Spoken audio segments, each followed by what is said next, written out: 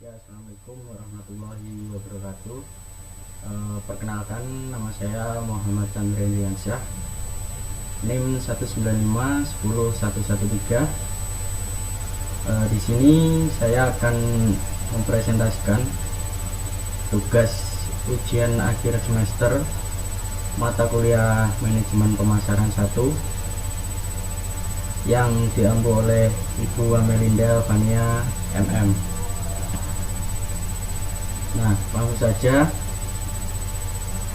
yaitu soal yang pertama mengenai menurut Anda bagaimana perbedaan penggunaan sistem informasi yang dimiliki antara perusahaan berskala besar atau nasional dan multinasional dengan perusahaan berskala kecil atau UMKM. Nah, berdasarkan hasil jurnal yang saya baca, diambil kesimpulan bahwa permasalahan dan kendala yang dihadapi UKM di Purwokerto salah satunya dalam penerapan sistem informasi pemasaran adalah belum adanya kegiatan promosi secara terpadu yang menggambarkan profil UKM tersebut. Nah, hal tersebut dikarenakan UKM tidak mempunyai data dan dokumentasi untuk melakukan kegiatan promosi terpadu tersebut. Nah, hal tersebut dikarenakan UKM tidak mempunyai data dan dokumentasi untuk melakukan kegiatan promosi terpadu. Kendala lain, banyak UKM yang merasa tidak perlu melakukan kegiatan sistem informasi pemasaran secara terpadu dan mengandalkan kegiatan promosi secara tradisional. Nah, ini adalah berbagai upaya yang dapat dilakukan untuk permasalahan dan kendala tersebut, yaitu dengan membuat sebuah website atau blog terpadu untuk menggambarkan UKM yang ada. Nah, langkah-langkah yang dilakukan adalah sebagai berikut, yaitu yang pertama metode analisis. Nah, analisis ini adalah suatu kegiatan yang dilakukan untuk mengumpulkan data dari suatu UMKM tersebut. Nah, selanjutnya adalah desain. Nah, desain ini melakukan pemilihan peralatan, merinci program, dan membuat suatu desain. Dan selanjutnya adalah coding. Nah, coding ini melakukan sebuah pembangunan sistem untuk membuat sebuah website. Dan selanjutnya adalah testing atau uji coba sistem dan pengisian sistem. Nah, selanjutnya adalah maintenance adalah kegiatan yang dilakukan apabila sistem telah diterapkan sepenuhnya untuk menguji keefektifan dari sistem.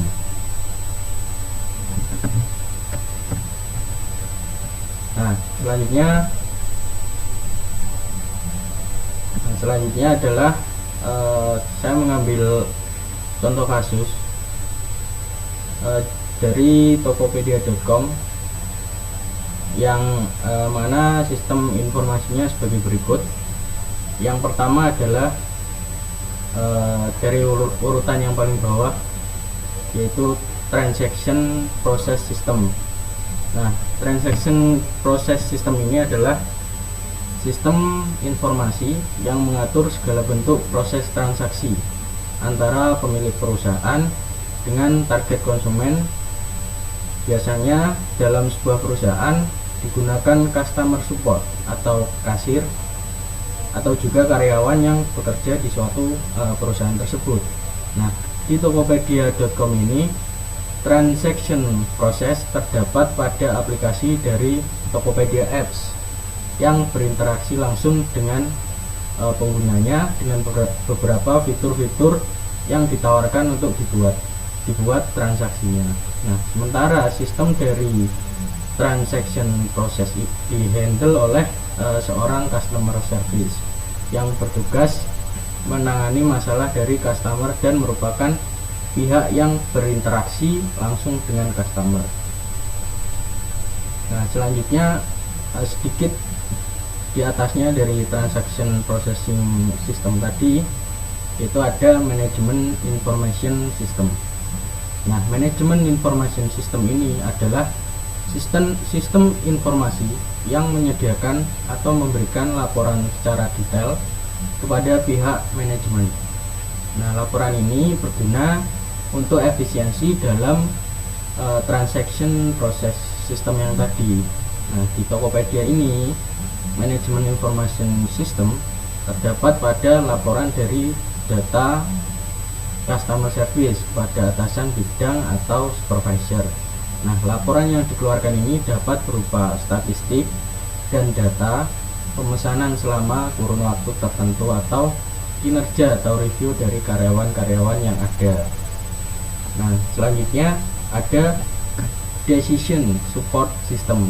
Nah, di decision support system ini ialah sistem informasi yang menggunakan data khusus yang mendukung eksekutif support system dalam pengambilan sebuah keputusan untuk meningkatkan efisiensi dari perusahaan.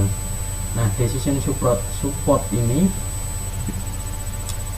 pada Tokopedia menggunakan data khusus yang didapatkan dari pengumpulan data untuk memberikan saran keputusan berupa ekspansi produk, penambahan fitur-fitur atau layanan, dan atau tentang kerjasama dengan mitra penjual yang berada di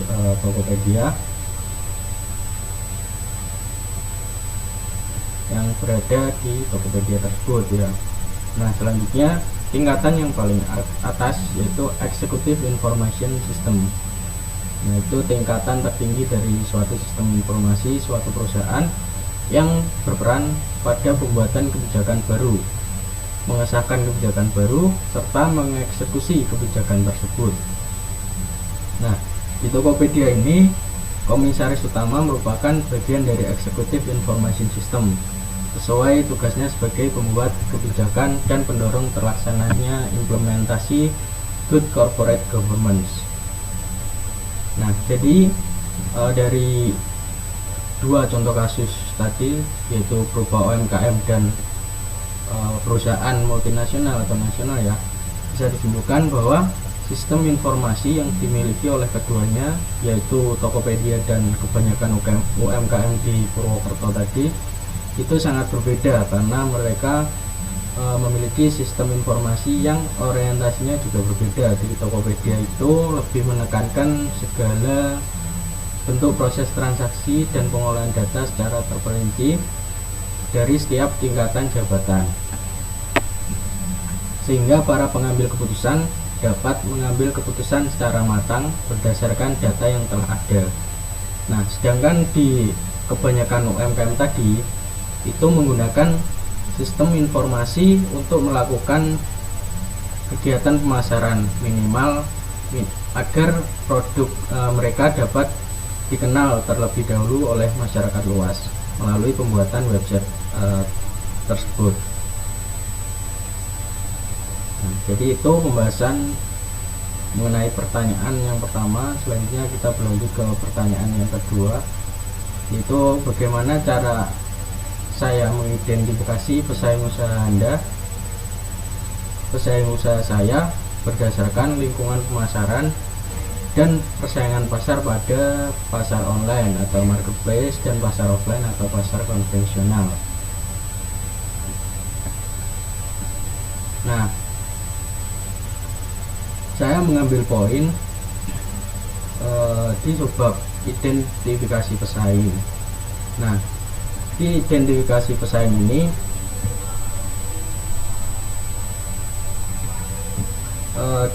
dibagi menjadi 5 pokok bahasan ya, yaitu jenis yang ditawarkan, melihat besarnya pasar yang dikuasai pesaing, identifikasi peluang dan ancaman, identifikasi keunggulan dan kelemahan, kemudian dilakukan analisis kekuatan dan kelemahan pesaing.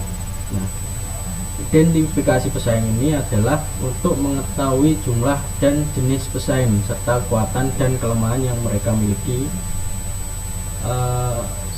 Unit usaha perlu membuat peta persaingan yang lengkap. Dengan demikian memudahkan untuk menetapkan langkah selanjutnya. Nah, yang pertama tadi Nah, selanjutnya ada jenis yang ditawarkan. Nah, jenis yang ditawarkan ini adalah suatu unit bisnis dapat mengidentifikasi secara lengkap dan benar produk yang dimiliki oleh pesaing-pesaingnya. Nah, identifikasi siapa pesaing utama, yang terdekat, serta pesaing lainnya yang juga berpotensi mengancam perusahaan sekarang dan masa yang akan datang. Nah, selanjutnya melihat besarnya pasar yang dikuasai pesaing. Untuk melihat besarnya pasar yang dikuasai pesaing ini dapat dilakukan melalui segmen pasar yang akan dimasuki. Dalam hal ini harus mengestimasi besarnya pasar dan market share masing-masing pesaing. Nah, selanjutnya identifikasi peluang dan ancaman. Nah, setiap peluang harus segera dimasuki dan diusahakan untuk menciptakan peluang baru yang sebesar-besarnya atau seluas-luasnya. Kemungkinan ancaman atau masalah yang timbul segera diantisipasi sehingga tidak menimbulkan masalah yang kompleks. Selanjutnya ada identifikasi peluang, identifikasi keunggulan dan kelemahan. Nah, keunggulan dan kelemahan ini berarti memetakan atau mencari tahu keunggulan dan kelemahan yang dimiliki pesaing. Nah, identifikasi ini dilakukan dari berbagai bidang, misalnya dalam hal kelengkapan produk, mutu, kemasan, harga, distribusi lokal, serta promosi. Nah, selanjutnya setelah mengidentifikasi pesaing dari 4 poin tadi, kita langsung saja beralih mengenai analisis kekuatan dan kelemahan pesaing. Nah, kekuatan yang dimiliki pesaing harus dipertimbangkan mengingat mereka dapat pula memanfaatkan kekuatan untuk melakukan serangan balik. Nah, identifikasi kelemahan ini dan kekuatan dapat dilakukan melalui tahap-tahap seperti berikut. Yang pertama, mencari dan mengumpulkan data tentang segala sesuatu yang berhubungan dengan sasaran, strategi, dan kinerja pesaing. Yang kedua, mencari tahu kekuatan pesaing dalam hal keuangan, sumber daya manusia, teknologi, serta lobby di pasar. Yang ketiga, mengetahui market share yang dikuasai pesaing serta tindakan pesaing terhadap pelanggan. Yang keempat, mencari tahu kelemahan pesaing dalam hal keuangan, sumber daya manusia, teknologi, serta lobby di pasar. Nah, di sini saya mengambil contoh kasus di pasar online, yaitu seperti yang tertera di video presentasi ini, yaitu di pasar online tentang ayam uruk shop.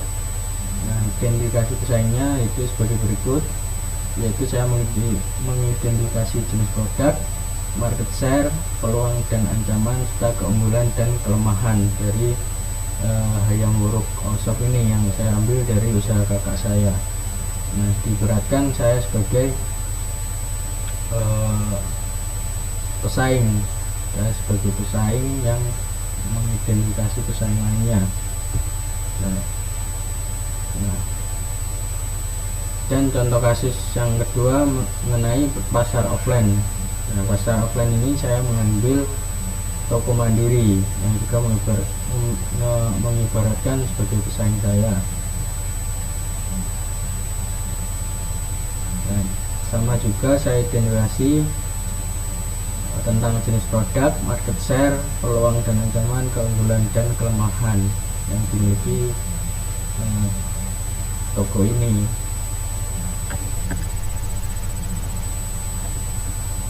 Nah, selanjutnya pentingnya melakukan market segmentation.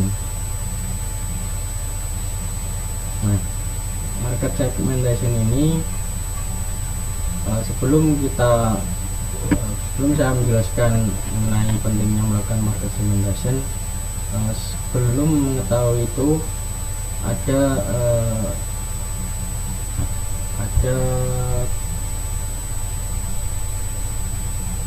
tujuan dan manfaat melakukan market segmentation, yaitu yang pertama untuk memudahkan dalam membedakan pasar, di mana minat dan selera konsumen sangat beragam dan akan terus berkembang. Yang kedua, dapat memberikan pelayanan yang lebih baik kepada konsumen. Yang ketiga, strategi pemasaran menjadi lebih terarah, termasuk dalam menyusun bauran pemasaran yang meliputi produk, harga, distribusi, dan promosi. Yang selanjutnya, lebih mudah dalam mengenal kompetitor dengan segmen yang sama. Dan terakhir, yaitu lebih mudah dalam mengevaluasi target dan rencana bisnis. Nah, dari tujuan di atas juga ada beberapa manfaat yang diambil dari melakukan segmentasi pasar. Nah, jadi unit usaha ini tidak serta-merta atau bukan tanpa alasan. Mereka juga mengambil manfaat yang ada di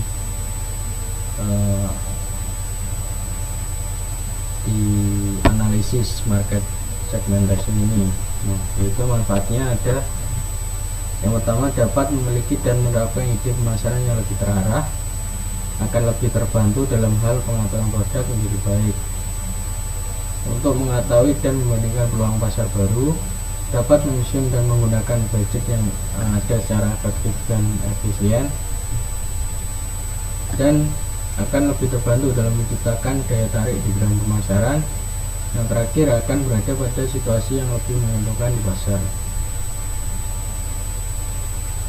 Nah, selanjutnya pentingnya melakukan market segmentasi tadi. Setelah itu tujuan dan manfaat di atas tadi, pentingnya melakukan market segmentation, yaitu dengan adanya segmentasi ini maka para pebisnis dapat mengenal target konsumen secara lebih mudah karena lebih mengenal pasar. Maka para bisnis akan lebih fokus dalam merancang strategi pemasaran, termasuk menentukan media komunikasi yang sesuai dengan segmentasinya. Selain itu, para bisnis juga dapat lebih mudah dalam mempersonalisasi usaha pemasaran agar lebih sesuai dengan masing-masing segmentasinya. Nah, segmentasi tersebut juga dapat memecahkan satu masalah pertama dalam pemasaran, yaitu untuk menciptakan lebih banyak konversi. Konversi pada dasarnya adalah ketika audiens pemasaran melakukan sesuatu sesuai call to action atau yang ditawarkan. Nah, contohnya saya mengirimkan email kepada para pelanggan. Nah, ketika pelanggan saya tersebut membuka email, maka hal itu sudah termasuk bentuk dari konversi.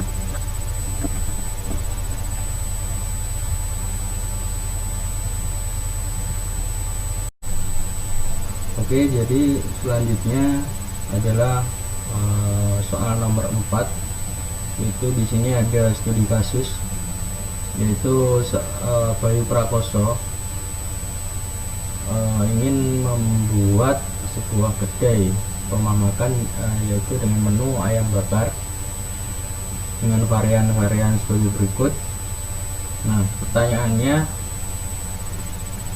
langkah pertama apa jika saya sebagai seorang pemasar yang akan saya lakukan? Nah, langkah pertama yang akan saya lakukan sebagai seorang pemasar adalah dalam usaha tersebut adalah menentukan marketing mix yang pertama. Nah, apa itu marketing mix? Marketing mix di sini ada 5 poin, yaitu produk, promotion, price, place, dan proses. Nah, yang pertama ada produk. Nah, yang perlu diingat ketika menciptakan sebuah produk, kita harus memproduksi produk yang sesuai dengan permintaan atau demand dari pasar yang ingin dituju. Nah, selanjutnya untuk memudahkan melakukan riset pasar yang dituju, ada beberapa pertanyaan yang perlu kita sebagai unit usaha untuk menjawab. Itu yang pertama, apa masalah yang dihadapi konsumen? Yang selanjutnya, solusi atau produk apa yang bisa kita tawarkan. Dan selanjutnya, bagaimana konsumen akan menggunakan produk kita ini. Yang selanjutnya, apa keunikan dari produk yang kita tawarkan ini. Nah, itu tadi poin produk. Yang selanjutnya adalah poin dari price atau harga. Nah, price ini dalam ilmu ekonomi terdapat istilah break even point, break even price, yaitu harga terkecil yang bisa dipasang pada produk agar bisnis itu tidak merugi. Nah,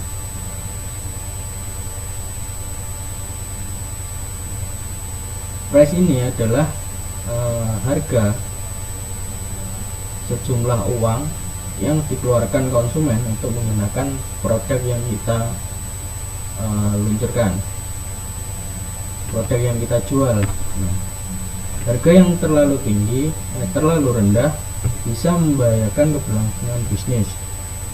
Di sisi lain juga, harga yang terlalu tinggi juga akan menyurutkan minat seorang pembeli. Nah, untuk mengatasi hal tersebut, kita dapat menggunakan istilah dalam ilmu ekonomi tadi, analisis ya, yaitu break even price.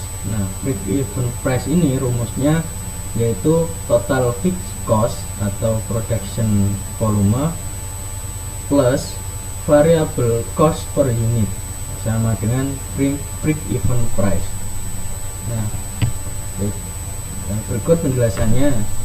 Nah, total fixed cost ini adalah biaya keseluruhan pembuatan produk, termasuk di dalamnya ada ongkos material, ongkos tenaga, dan ongkos lain-lain atau alat tulis kantor atau marketing dan lain-lain.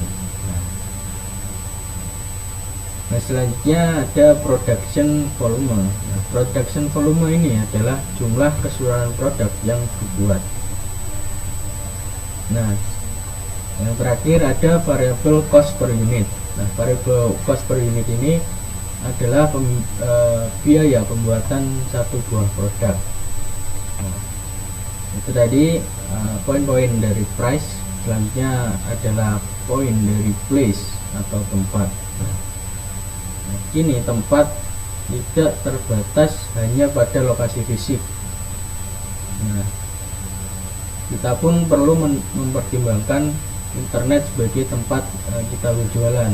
Tempat untuk menjual produk ini semakin beragam, dari media sosial, marketplace, hingga website di toko online.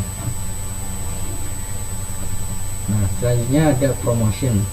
Nah, di era digital ini, mau tidak mau kita harus bisa menjangkau calon konsumen melalui ranah dunia maya, baik itu melalui media sosial, traffic organik, digital ads, konten marketing, ataupun video marketing.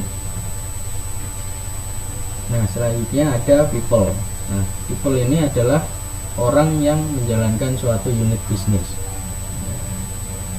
Setelah people ada proses. Nah, proses ini dimulai dari bagaimana konsumen mengetahui produk Anda, baik itu dari media sosial, digital ads, blog, atau media lainnya. Nah, ketika konsumen tertarik membeli produk kita, ia harus melakukan order. Proses ini terus berlangsung sampai konsumen menggunakan barang atau layanan yang dibelinya. Nah, itu tadi langkah pertama yang akan saya lakukan sebagai seorang pemasar, yaitu menentukan marketing mix. Nah, setelah menentukan marketing mix, saya juga melakukan analisis, yaitu berupa analisis SWOT. Apa itu analisis SWOT? Analisis SWOT adalah analisis yang di dalamnya terdapat 4 poin, yaitu strength. Strength ini kekuatan atau keunggulan, weakness adalah kelemahan atau kekurangan, opportunities atau peluang, threats atau ancaman. Itu tadi pertanyaan mengenai langkah pertama yang akan saya lakukan sebagai seorang pemasar adalah itu yang saya jelaskan tadi. Nah, selanjutnya yaitu pertanyaan mengenai segmen, menentukan segmen dan target pasar. Nah, dalam melakukan pengelompokan pasar atau segmen pasar, kita sebagai unit usaha dapat merujuk pada beberapa dasar pelaksanaannya. Nah, diantaranya adalah sebagai berikut. Yang pertama ada demografis, yaitu dasar pengelompokan pasar yang didasarkan pada kondisi demografis yang meliputi jenis kelamin, usia, pendidikan, penghasilan, pekerjaan, agama, ras, dan lain sebagainya. Nah, mungkin dalam hal ini sifatnya universal sehingga produk ayam bakar ini cocok untuk segala jenis latar belakang suatu konsumen tersebut.